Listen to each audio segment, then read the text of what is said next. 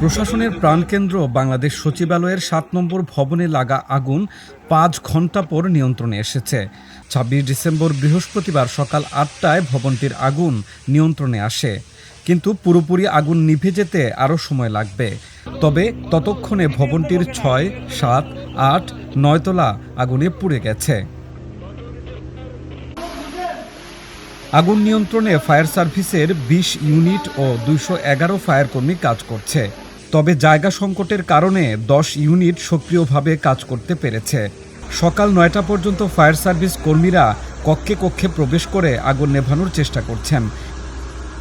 এই তথ্য জানিয়েছেন ঘটনাস্থলে উপস্থিত ফায়ার সার্ভিস ও সিভিল ডিফেন্স অধিদপ্তরের মহাপরিচালক ব্রিগেডিয়ার জেনারেল মোহাম্মদ জাহেদ কামাল।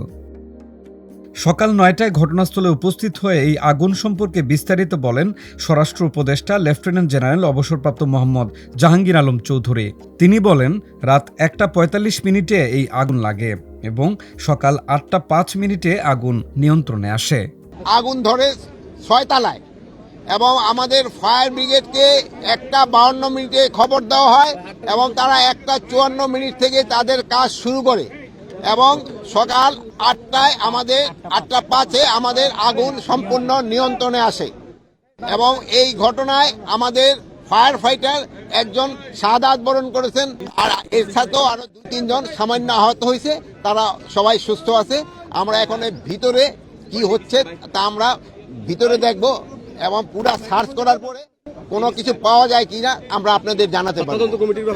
আর এটার ব্যাপারে আমরা একটা তদন্ত কমিটি গঠন করে দিচ্ছি। ক্যাবিনেট সেক্রেটারি অলরেডি ইনস্ট্রাকশন দেওয়া হয়েছে, হোম সেক্রেটারি অলরেডি ইনস্ট্রাকশন দেওয়া হয়েছে একটা তদন্ত কমিটি, হাই পাওয়ার একটা তদন্ত কমিটি করে দেওয়ার জন্য।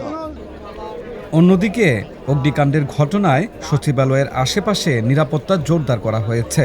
নিরাপত্তায় নিয়োজিত আছেন পুলিশ, র্যাব, বিজিবি ও সেনা সদস্যরা।